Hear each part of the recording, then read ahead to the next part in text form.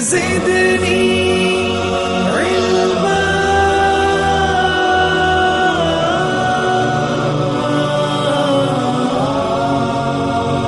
الحمد لله رب العالمين والعاقبة للمتقين والصلاة والسلام على سيد الأنبياء والمرسلين وعلى آله وصحبه أجمعين أما بعد فأعوذ بالله من الشيطان الرجيم بسم الله الرحمن الرحيم إنا نحن نزلنا الذكر وإنا له لحافظون صدق الله مولانا العظيم.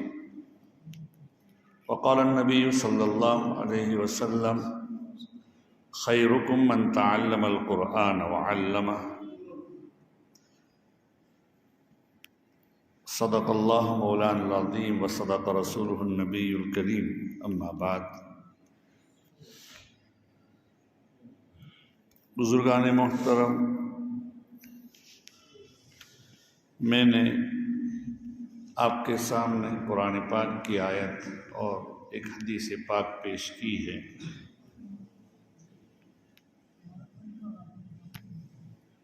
جانتے ہیں اس روایت اور اس حدیث سے اللہ تعالیٰ قرآن کی عظمت اور قدر ہمیں بتلاتے ہیں کہ قرآن پاک وہ بہترین کتاب ہے جس کی حفاظت کی ذمہ داری خود حق تعالیٰ شانہ نے لی. اللہ تعالیٰ شانہ خود فرماتے ہیں کہ ہم نے قرآن کو نازل کیا ہے اور ہم ہی اس کو حفاظت کریں گے.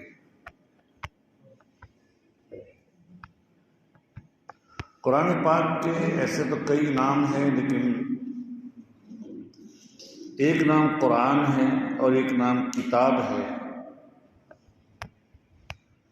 اس میں اشارہ اس طرح کیا گیا ہے کہ اس کو بار بار پڑھا جائے، اس کو لکھا جائے. اللہ میاں ہمیں قرآن کریم کی قدر کرنے کی توفیق نصیب فرمائے. قرآن ہمیں، چونکہ ہم لوگ پیدائشی مسلمان ہیں اور پیدائشی مسلمان ہونے کی وجہ سے قرآن ہمیں بغیر محنت کے ملا ہے. پوچھیے ان صحابہ کرام رضوان اللہ تعالی علیہم اجمعین نے جنہوں نے قرآن کریم کی آیتوں کو بڑی مشقت سے حاصل کیا تھا، بڑی دشواریوں سے حاصل کیا تھا.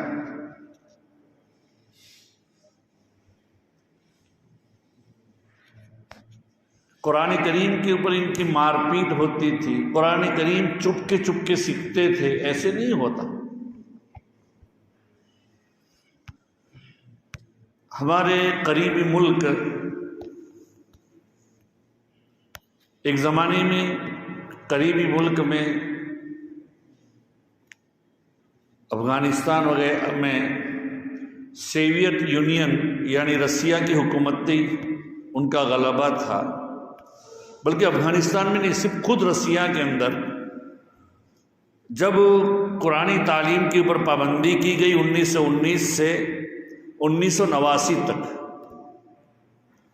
وہاں اشتراکیت، سوشلزم وغیرہ تھا، تو اس زمانے میں ہر قسم کی عبادات وغیرہ کے اوپر پابندی تھی، قرآن کے اوپر پابندی تھی. تو لوگ چپکے سیکھتے تھے قرآن پاک کو. کیسے تعلیم لیتے تھے؟ پہاڑوں پر چڑھ جاتے تھے، قبرستان میں جاتے اور ایسی قبروں میں بیٹھ جاتے جو قبریں بیٹھی ہوئی ہو، پولی قبر جس کے اندر مردہ ختم ہو گیا ہو اور ایسے بیٹھ گئی ہو، تو ایک ادھر بیٹھا ہے ایک ادھر بیٹھا ہے اور قرآن سکھلا رہا ہے. ایسے واقعات جب رسیا کا انحطاط ہوا اور اس کے بعد کے جو واقعات ہوئے تھے، اسے معلوم ہوا کہ اس طرح قرآن کریم کو سیکھا. حضرت عمر رضی اللہ تعالیٰ عنہ ابھی مسلمان نہیں ہوئے تھے، اور ان کی بہن اور ان کے بہنوئی جو چپکے اپنے گھر میں ماں حضرت عمر کے ڈر سے قرآن پاک سیکھ رہے تھے. تو اس موقع پر ایک موقع ایسا آیا کہ حضرت عمر کو اللہ نے ان کی اس دن ہدایت لکھی ہوگی، حضرت عمر نے یہ بات ٹھان لی کہ آج میں اس جو نبوت کے دعوے دار ہیں محمد رسول اللہ صلی اللہ علیہ وسلم کی طرف اشارہ کر کے گویا کہ وہ کہہ رہے تھے کہ جو نبوت کے دعوے دار ہیں آج میں ان کا کام ہی نمٹا دوں تاکہ یہ فتنہ در ان کے اعتبار سے وہ فتنہ تھا، یہ فتنہ دور ہو جائے۔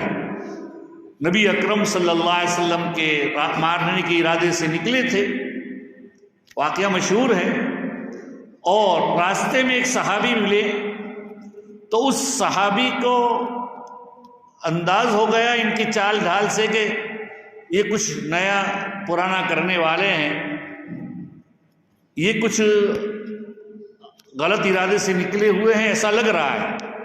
پوچھا کہاں جا رہے ہو؟ کہا کہ اس آدمی کا جو نبوت کا دعویٰ کرتے ہیں اور جنہوں نے ہمارے یہاں اس طرح لوگوں کو اپنی طرف بلایا ہے، میں ان کا کام تمام کرنے کے لیے نکلا ہوں۔ صحابی نے کہا کہ تم اپنے گھر ہی کی خبر لو۔ تو وہ حضرت فاطمہ جو ان کی بہن تھی اور ان کے جو بہنوئی تھے ان کے گھر گئے، اور وہاں کا وہ واقعہ مشہور ہے کہ چپکے سے کیا ہے بہن کو مارا، اور یہی ان کی ہدایت کا ذریعہ بن گیا۔ تو کہنے کا مقصد یہ ہے کہ قرآن کریم کی حفاظت کی ذمہ داری خود اللہ تبارک و تعالیٰ نے لی۔ یہ قرآن کریم ہمیں بغیر محنت و مشقت کے پہنچا ہے، یہ کہنے کا مقصد یہ ہے کہ بغیر محنت و مشقت کے پہنچا ہے، اس لیے ہم اس قرآن پاک کی قدر نہیں کرتے۔ اللہ ہمیں اسی قدر اور عظمت کی پہچان دولت نصیب فرمائے۔ ورنہ آپ کو معلوم ہوگا کہ قرآن کریم کو شروع زمانے میں تو لکھا بھی نہیں گیا تھا، سینوں میں تھا وہ۔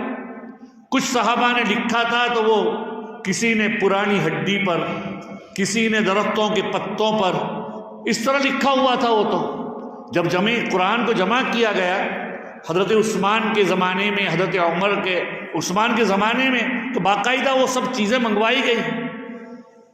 تو بہرحال یہ قرآن کی جو عظمت ہے اور قرآن کریم کی جو دولت ہے، جس کو بھی اگر نصیب ہو، ہم بھی کیا ہے قرآن کی دولت سے کیا ہے محروم نہیں۔ ہم میں سے ہر آدمی قرآن پڑھا ہوا ہے، اور قرآن کے پڑھنے کا بڑا ثواب اور اجر ہے۔ حافظ ہونا ہی ضروری نہیں ہے، حافظ ہیں تو بڑی دولت ہے۔ اگر آدمی حافظ بنتا ہے تو اپنے گھر کے ایسے 10 آدمیوں کی وہ بخشش کرائے گا جن کے اوپر جہنم لازم ہو گئی۔ عزیز و دوستو، اس کی قدر ہمیں معلوم نہیں ہے۔ ایسے قرآن پڑھنے پر کتنا ثواب ہے۔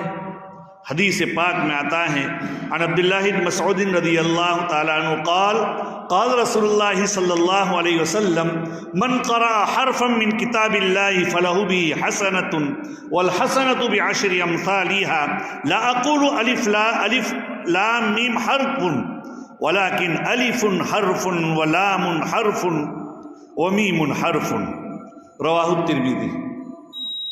سیدنا عبداللہ بن مسعود رضی اللہ تعالیٰ عنہ سے روایت ہے، اللہ کے رسول صلی اللہ علیہ وسلم فرماتے ہیں جو قرآن کریم کا ایک حرف پڑھے اس کے اوپر اس کو 10 نہیں کیا۔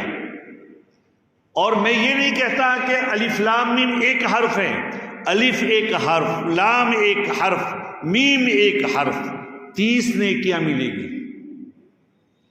عزیز و دوستو، اگر دنیا میں کسی کو کہا جائے کہ تم قرآن کریم کی ایک آیت پڑھو گے تو ہم صرف الف لام میم پڑھو گے تو ہم تم کو 30 روپے دیں گے، اگر کوئی یہ کہے 30 روپے تو فوراً پڑھے گا کہ نہیں؟ اس لیے کہ دنیا کی دولت کی ہمیں قدر ہے۔ حالانکہ دنیا کی دولت، دنیا کے یہ روپے پیسے، یہ تو ایک عارضی اور فنا ہونے والی چیز ہے، یہ کام آنے والی نہیں۔ ہماری حیات مستعار، ہمارے اللہ تعالیٰ نے جو زندگی دی ہے وہ کچھ دنوں کی ہے، پہلے ہم کچھ بھی نہیں تھے۔ قرآن کہتا ہے هل اتى على الانسان حين من الدهر لم يكن شيئا مذكورا، انسان پر ایک زمانہ ایسا آیا ہے کہ وہ کچھ بھی قابل ذکر نہیں تھا۔ ہم اپنی حیثیت کو دیکھیں کہ ہر آدمی اپنے گریبان میں چاہے 80 سال کا تھا وہ 90 سال پہلے کیا تھا، وہ کچھ بھی نہیں تھا۔ ایک زمانہ تو یہ تھا کہ ہم کچھ بھی نہیں تھے اور ابھی کچھ ہیں لیکن ہمیں ہماری زندگی کا کچھ پتہ نہیں ہے، اور بعد میں ایسا ہوگا کہ ہم بالکل کچھ رہیں گے ہی نہیں، مر جائیں گے اور مٹی میں مل جائیں گے۔ تو اللہ نے یہ جو زندگی دی ہے اس کو قدر کرنے کے لیے دی کہ بھئی اس میں تم پڑھو گے اس زندگی میں کام آئے گا۔ جس ملک میں آپ جاؤ وہاں کا سکہ چلتا ہے، ہمیں وہاں جانا ہے تو اس کے لیے بھی آدمی کہیں جانے والا ہوتا ہے جس ملک میں، جیسے ہمارے یہاں سے کچھ لوگ بعض مرتبہ اللہ تعالیٰ ان کی قبول کرے حج میں جاتے ہیں تو جانے سے پہلے وہاں کی کرنسی ڈھونڈتے ہیں، اگر نہیں ہوتی تو وہاں کیا کریں گے، ہم کون سے پیسے استعمال کریں گے وہ سوچ کر جاتے ہیں۔ یہاں سے لے کر جاتے ہیں وہاں اس کو توڑواتے ہیں، یا یہاں سے توڑوا کر جاتے ہیں وہاں استعمال کرتے ہیں۔ ایسے آخرت کی زندگی کی قدر کرنی چاہیے۔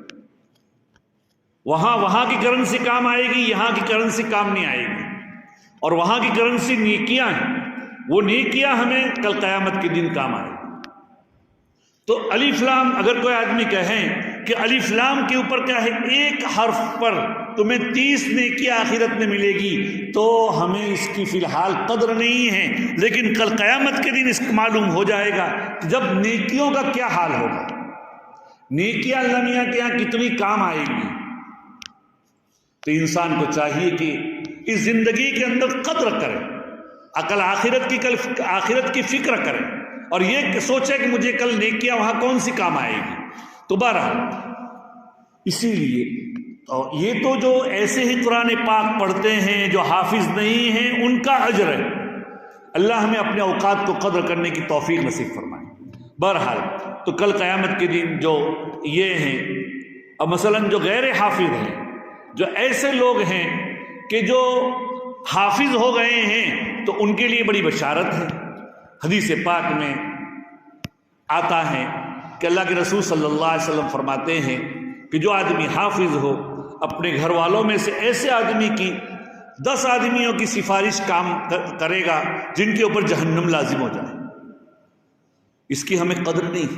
جیسے مثلاً ایک آدمی ہوائی جہاز میں جا رہا ہے اور ہوائی جہاز میں اس کی ویٹنگ ٹکٹ ہے، یعنی ٹکٹ اس کی ملی نہیں ہے، لیکن اس کو یہ مل گیا ہے کہ اگر جگہ ہوگی تو تمہیں مل جائے گی، اور اس کو جانا بھی ضروری ہے۔ مثلا حج میں جا رہا ہے اور اس کو وہاں جانا بھی ضروری ہے، اگر نہیں جاتا تو یہ آخری فلائٹ ہے، اور اگر نہیں جائے گا تو اس کا فلائٹ چھوٹ جائے گا تو اس کو حج نصیب نہیں ہوگا۔ تو ایسے وقت میں وہ ادھر ادھر مارا پھرے گا اور سفارش کی تلاش کرے گا کہ ہمیں پہلی مل جائے۔ تو ایسے وقت میں کئی لوگوں سے وہ کسی صاحب کے پاس جاتا ہے اور کہتا ہے کہ بھئی مجھے ذرا میرا ٹکٹ دلوا دو، ایسا کرو ویسا کرو، دیکھو میرا حج فوت ہو جائے گا۔ تو وہ آدمی ادھر ادھر مارا پھرے گا۔ تو ان میں سے ایک آدمی نے کہا کہ وہ جو آدمی وہ بیٹھا ہوا ہے وہاں کرسی کے اوپر، وہ آدمی اگر چاہے تو آپ کا کام ہو سکتا ہے۔ اس کے پاس 10 ٹکٹ ایسے ہیں کہ وہ کسی کو بھی کیا بٹھا سکتا ہے۔ تو یہ آدمی وہاں جا کر دوڑے اور اس کو معلوم ہو جائے، وہاں جا کر دیکھے کہ یہ تو میرا ہی بیٹا یہاں آفیسر بیٹھا ہوا ہے، تو وہ اپنا باپ اپنے بیٹے سے کیا کہے گا، اپنے بیٹے سے کیا ہے وہ کہے گا، اور بیٹا اس کی بات ٹال نہیں سکے گا۔ کل قیامت کے دن اس کی بھی یہی حالت ہوگی کہ اگر بیٹا حافظ ہوا ہے اور باپ حافظ نہیں ہے مثلاً، تو ایسے 10 آدمیوں کی، بیٹے کی، خاندان کے ایسے 10 آدمیوں کی حفاظت سفارش کرے گا، اور اللہ تعالیٰ اس کو کیا جنت میں داخل کر دیں گے۔ تو بہرحال بھائی حفاظت، یہ دنیا میں ہم آئے تو بہرحال میں کہہ رہا تھا کہ یہ دنیا میں یہ دولت ہمیں بغیر محنت و مشقت سے اسلام کی دولت اور قرآن کی دولت ملی، اس لیے ہمیں قدر نہیں ہے۔ ہمیں قدر کرنی چاہیے جن لوگوں کو کل قیامت کے دن معلوم ہوگا تو ان کو اس کا انداز ہو جائے گا کہ کیا حال ہے، قرآن کریم کے پڑھنے والوں کو کتنے بلند مقام پر ہے، جو حافظ ہوگا اس کو کل قیامت کے دن کہا جائے گا پڑھتا جا چڑھتا جا، فَإِنَّ آخِرَ مَنزِلَتِكَ، تیری آخری منزل وہ منزل ہیں جہاں تو رک جائے گا۔ اس کو اللہ تعالیٰ بڑے بلندی پر بٹھائیں گے۔ تو بہرحال یہ قرآن کریم کے بارے میں، لیکن بھئی عزیز و دوستو، قرآن کی قدر کریں، نیکیوں کی قدر کریں اور دنیا کے اندر رہیں تو ہمارے اوپر جو حقوق ہیں وہ حقوق کی ادائیگی بھی کریں۔ کسی کو ہم سے اذیت نہ ہو۔ مثلا ہم قرآن پڑھ رہے ہیں، نماز پڑھ رہے ہیں، اور نماز میں اس طرح زور زور سے پڑھ رہے ہیں التحیات للہ والصلوات والطیبات، پڑوس میں تمہارا نماز پڑھ رہا ہے، اس کی نماز میں خلل ہو رہا ہے، اس کی بنا پر ہماری نماز سوخت ہو رہی ہے، اس کا کوئی معنی نہیں۔ اتنے زور سے پڑھو کہ ہمیں اپنے کان میں سنائی دے، دوسروں کو نہیں سنانا۔ حضرت عائشہ صدیقہ رضی اللہ تعالیٰ عنہ، ان کا واقعہ ہے کہ حضرت عائشہ صدیقہ رضی اللہ تعالیٰ عنہ جمعہ کے دن، جمعہ کے بعد کچھ سو جایا کرتی تھی، تو مسجد میں، کیونکہ ان کا حجرہ مسجد کے قریب تھا، تو مسجد میں ایک آدمی زور زور سے تلاوت کر رہا تھا۔ حضرت عائشہ، دور فاروقی ہے، حضرت عمر کا زمانہ تھا، حضرت عائشہ نے اس آدمی کو کہلوایا کہ وہ آدمی زور زور سے تبلیغ کر رہا تھا، تعلیم کر رہا تھا، لوگوں کو بیان کر رہا تھا۔ تبلیغ کا مطلب لوگوں کو دین کی بات پہنچانا، تو دین کی باتیں کر رہا تھا لیکن زور زور سے، اتنی زور سے بھائی بات کریں، جیسا کہ ہمارا یہ لاؤڈ اسپیکر بھی ہے، تو اتنا زور سے ہو کہ جو محلے میں نہ سنائی دے، ہمیں صرف سنائی دے، مسجد والوں کا کام چل جائے۔ ایسا نہیں کہ پورے محلے کو ہم کیا کر دیں، آباد کرنے کی نیت سے یا شیطان کو بھگانے کی نیت سے اتنا زور سے کریں، بھئی لوگوں کے اور بھی کام ہے۔ تو صدیقہ عائشہ رضی اللہ تعالیٰ عنہ نے کہلوایا، وہ آدمی رکی نہیں۔ حضرت عمر فاروق رضی اللہ تعالیٰ عنہ کو حضرت عائشہ نے کہلوایا، پھر اس آدمی کو حضرت عمر نے کہا اب اگر آئندہ ایسی آواز آئے گی تو غالباً یہ فرمایا کہ تمہیں میں بڑا کیا ہے تمہاری خبر لوں گا۔ بہرحال وہ رک گئی۔ یہ عمومی بات ہے۔ نبی اکرم صلی اللہ علیہ وسلم کی تعلیمات کیا ہیں؟ آپ صلی اللہ علیہ وسلم، روایات میں آتا ہے کہ نبی اکرم صلی اللہ علیہ وسلم قام رویدن، آپ رات میں جب اٹھتے تھے تو آہستہ سے اٹھتے تھے۔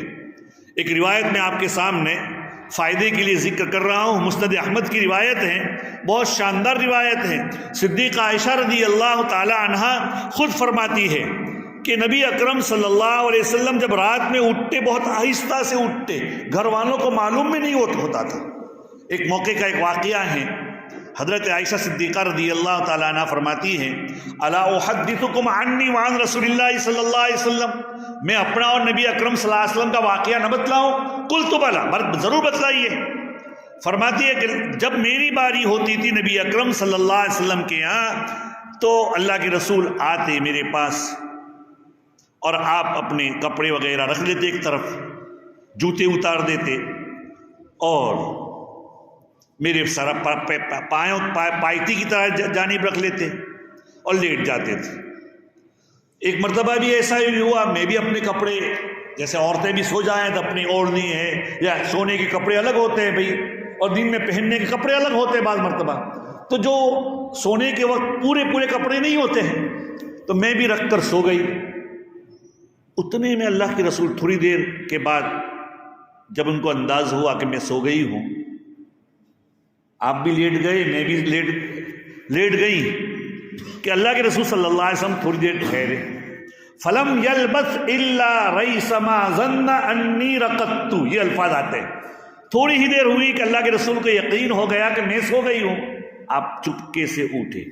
حدیث کے اندر الفاظ آتا ہے فاخذ رداءہ، آپ نے اپنی چادر لی، اس زمانے میں چادر بھی اوڑھتے ہوں گے یا اس طرح، دھیرے سے لی، وانتعل رویدن، دھیرے سے، جو میں بات کہہ رہا ہوں وہ کہہ رہا ہوں، آپ نے دھیرے سے جوتے پہنے، دھیرے سے دروازہ کھولا، نکلے، ثم اجافہ رویدہ، دروازہ بھی کیسے کر دیا، دھیرے سے بند کیا۔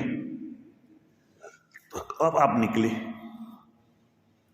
تو میں بھی کھڑی ہو گئی جلدی۔ حضرت عائشہ فرماتی ہے میں بھی جلدی جلدی کھڑی ہوئی اور میں نے اپنا کرتا پہنا، یعنی جو لباس وغیرہ ہے وہ پہنا پورا، اور میں نے اوڑھنی اوڑھی اور میں نے اپنا نقاب وغیرہ لگایا، اور میں اللہ کے رسول کے پیچھے گئی۔ اللہ کے رسول جنت البقیع میں گئے تھے۔ جنت البقیع آپ جانتے ہیں مدینہ منورہ کا قبرستان ہے، وہاں گئے، تشریف لے گئے، وہاں بہت دیر رہے، بہت دیر تک رہے۔ پھر آپ 3 مرتبہ اپنا ہاتھ اٹھایا، پھر لوٹے، میں بھی لوٹی جلدی جلدی۔ آپ نے جلدی کی۔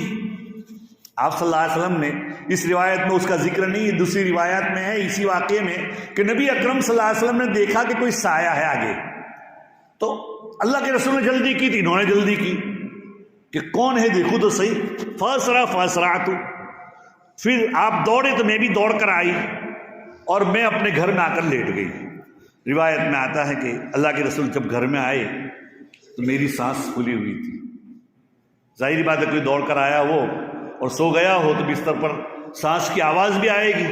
پوچھا کہ مالک یا عائشہ، مالکی یا عائشہ، ارے عائشہ کیا بات ہے، تو کیوں ایسی ہو رہی ہے؟ کچھ بھی نہیں۔ تو اللہ کے رسول نے فرمایا کہ یا تو تم بتلاؤ یا اللہ تعالیٰ بتلائے گا۔ لتخبرنی او لتخبرنی او لیخبرنی اللطیف الخبیر، تم بتلاؤ یا اللہ میاں مجھے بتلا دے گا جو لطیف الخبیر ہے، ہر چیز کا جاننے والا ہے۔ تو کہا کہ اللہ کے رسول میں نے واقعہ بتلا دیا۔ اچھا آپ وہی سایہ وہی تھے، آپ ہی تھے نا؟ کہا میں ہی تھی۔ اس کے بعد کا جو واقعہ ہے وہ پورا واقعہ ہے الگ، لیکن یہاں جو میں کہنا چاہتا ہوں کہ نبی اکرم صلی اللہ علیہ وسلم، یہ آپ کی تعلیمات میں یہ ہے، اپنے اہل و عیال میں رات میں اٹھتے تھے تو دھیرے سے اٹھتے، دھیرے سے نکلتے تھے تاکہ گھر والی کی آنکھ نہ کھل جائے۔ ہم اور آپ یہ سمجھتے ہیں کہ ہم گھر میں رہتے ہیں تو گھر والی کیا، وہ تو شور ہوگا ہی، وہ تو یہ ہوگا ہی کہ بھائی کیا ہمیں باہر نکلنا ہے یا اپنی ضروریات سے نکلنا ہے تو گھر والی اٹھ جائے۔ نبی اکرم صلی اللہ علیہ وسلم کی تعلیمات یہ ہیں کہ دھیرے سے نکلتے تھے، دھیرے سے جاتے تھے۔ تو عزیزو دوستو، ایسا ہی ہونا چاہیے کہ جب ہم باہر نکلیں یا ہم کیا ہے، ہم سے قرآن کریم کی جو تعلیمات ہیں کہ قرآن کو سیکھو، اس کے ثواب کو حاصل کرو، لیکن ثواب کو ضائع مت کرو۔ ہم اگر حقوق العباد کو تلف کریں گے تو کل قیامت کے دن حدیث میں آتا ہے، اللہ کے رسول صلی اللہ علیہ وسلم فرماتے ہیں من المفلس، مفلس کون ہے؟ تو فرمایا کہ جس کے پاس دینار اور درہم روپے پیسے نہ ہو وہ مفلس ہے۔ صحابہ نے کہا مفلس وہ نہیں ہے، حقیقی مفلس وہ ہیں کہ کل قیامت کے دن وہ آئے گا، اتنی زیادہ نیکیاں لے کر آئے گا، نمازیں پڑھی ہی ہوگی، اچھی اچھی نمازیں اللہ کے یہاں مقبول ہوگی، اس کے روزے مقبول ہوں گے، اس کی زکوٰۃ اور صدقات مقبول ہوں گے، اس کی دوسری تسبیحات مقبول ہوگی، یہ سب کچھ ہوگا، لیکن آیا ہوگا اور خلق خدا کو پریشان کیا ہوا ہوگا۔ کسی کو کیا ہے، کسی کی آبرو لوٹی ہوگی، کسی کی کیا عزت میں دسترازی کی ہوگی، کسی کی غیبت کی ہوگی، کسی کی چغلی کی ہوگی، کسی کو ستایا ہوگا، کسی پڑوسی کو کیا ستایا ہوگا، کسی دیندار کو کیا، کسی اپنا کوئی کیا ہے اللہ کی مخلوق میں سے کتا یا جو دوسرے جانور ہیں ان کو ستایا ہوگا۔ تو اس کی وجہ سے کل قیامت کے دن اس کی نیکیاں لے کر اس صاحب حق کو دے دی جائے گی، اور وہ ایسا ہو جائے گا کہ اتنے اعمال کے باوجود بھی۔ تو عزیز و دوستو، اللہ تعالیٰ نے قرآن کی عظمت اور قدر و منزلت بڑی عطا فرمائی، اس کی حفاظت حق تعالیٰ شانہ خود کریں گے، اور اس کی نیکیاں بھی اتنی ہمیں ملے گی۔ ارے بھائی، قرآن کے پڑھنے والے کے اوپر تو بڑی نیکیاں ہیں، قرآن کے ایک حرف پر 700 تک نیکیاں ملتی ہے۔ جب صدقات اللہ کی کتاب ہے اور اللہ کو اپنی کتاب سے بڑی یہ ہے، چونکہ یہ قرآن ہمیشہ رہے گا، ہمیشہ تک، ہمیشہ سے ہے، ہمیشہ رہے گا، اللہ کا کلام ہے، اس کی حفاظت کی ذمہ داری خود لی۔ اسی لیے شاہ عبدالعزیز کے زمانے میں یا ہمارے بزرگوں میں سے شاہ اسماعیل شہید کے زمانے میں غالباً واقعہ ہے کہ ایک انگریز نے ان کو کہا کہ تم اپنی کتاب کو لے کر آؤ اور میں اپنی کتاب کو لے کر آؤں، تم اپنے سینے سے اپنی کتاب باندھو اور میں اپنے سینے سے اپنی کتاب کو باندھوں۔ اور اس انگریز نے یہ کیا تھا کہ جو انجیل اور سن لیں کہ آج کل جو انجیل یا اس زمانے میں جو انجیل پائی جاتی تھی وہ بدلی ہوئی محرف شدہ ہے، وہ بدلی ہوئی ہے، اصل جو اپنی زبان میں وہ ہے نہیں ہے اصل تو. لیکن ہمیں تعلیم ہے، کوئی کہے کہ یہ انجیل ہے تو ہمیں تعلیم ہے کہ اللہ کی کتاب پر ہم ایمان لاتے ہیں. اگر یہ اللہ کی کتاب ہے تو ہم اس پر ایمان لاتے ہیں، یہ ہماری ذمہ داری ہے. تو انجیل کو وہ کیمیکل لگا کر آیا تھا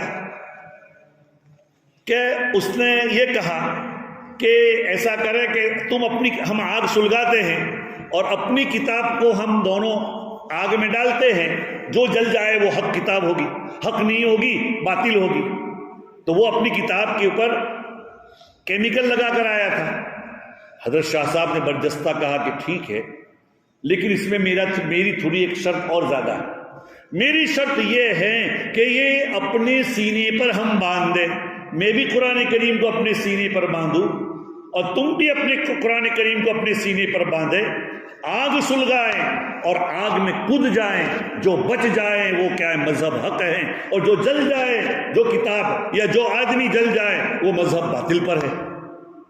فوراً وہ کہنے لگا ارے میں نے کیمیکل تو اس پر لگایا، اپنے اوپر کہاں لگایا. بہرحال یہ قرآن کریم کی یہ ایسی دولت، اس کو کیا وہ قرآن کریم اگر کسی کو نصیب ہو جائے تو وہ کبھی محروم نہیں ہوگا. وہ سینہ جس سینے میں قرآن کریم ہے انشاءاللہ اس کو آگ نہیں جلائے گی، کبھی لگ سکتا ہی نہیں. شاہ صاحب کی اس واقعے سے بھی ہمیں معلوم ہوتا ہے کہ سینے پر باندھ لو، کود جاؤ آگ میں. تو اس ایسے 10 آدمیوں کی وہ سفارش کرے گا کہ جس کے گھر والوں میں سے 10 کے اوپر جہنم لازم ہو جائے گی.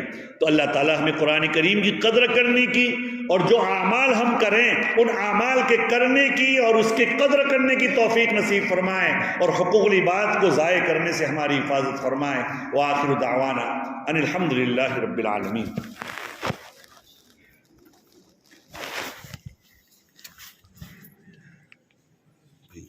اذان دے دو جلدی.